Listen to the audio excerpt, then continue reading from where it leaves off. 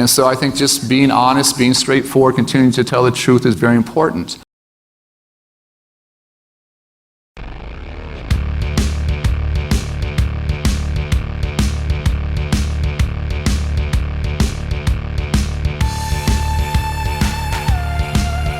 Today we're having a discussion, as you know, about the Common Core Standards, which was an initiative of the Obama administration.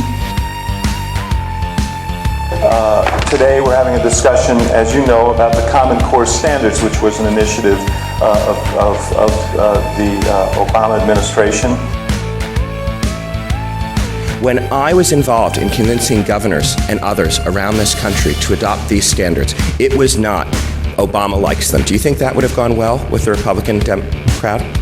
And they might wonder whether we had a legion of talented lobbyists or friends in the right places.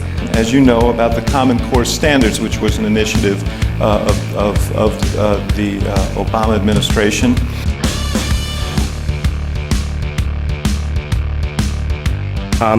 Tom, who knows me well, knows how pathetic the beginnings of the Common Core Standard movement were. Think of a napkin.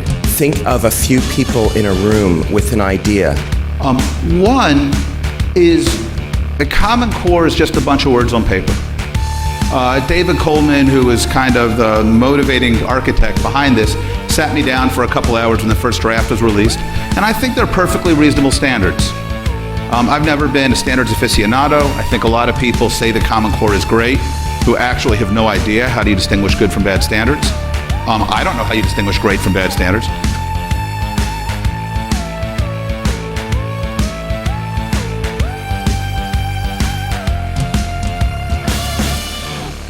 We're partnering with Dan Wagner's team from the campaign on the data side.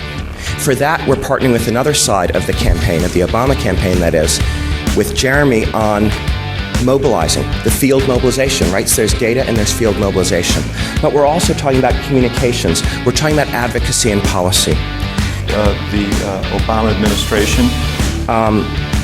We met the other day on their invitation with the White House because they saw that we were beginning to take the lead on this issue, and they saw an opportunity for this country to get something done.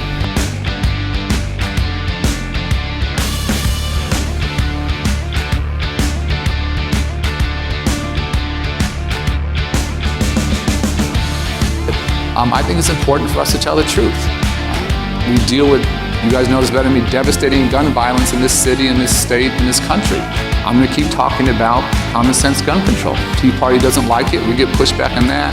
We got far too many kids in Chicago public schools being killed each year. And so I think I have a moral obligation. If we need high standards, we need fewer guns on the streets, that's the right thing to do.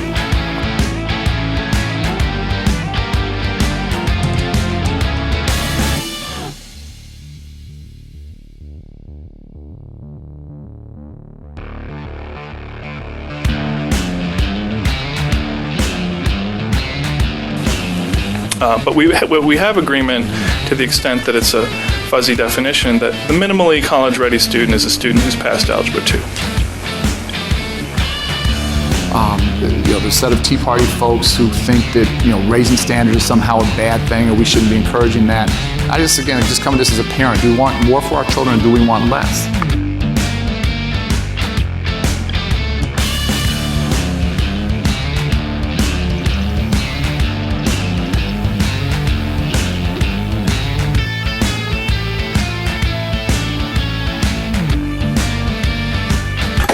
The definition of college readiness, I think it's a fair critique that it's a minimal definition of college readiness. For some colleges. Well, for the colleges most kids go to, but not that most parents probably aspire, right? It's not for STEM. It's not for international. That's true. It's not only not for STEM. It's also not for selective colleges that, for example, UC Berkeley, even whether you're going to be an engineer or not, you'd better have pre-calculus to get into UC Berkeley. But we have to think about engineering colleges, and that's scientific. That's true. I think the third pathway goes a lot towards that. But your issue is really broader than that. Oh yes. So I just wanted to make sure that we got that out. I'm not just thinking of selective colleges. There's a much broader question here.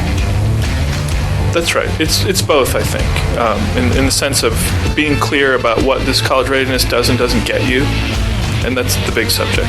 Doesn't But not to call something college-ready when it only applies to a certain kind of college and a certain lower level of mathematical expertise that won't buy you far on the international market in most major disciplines of technology, economics, business, and so on.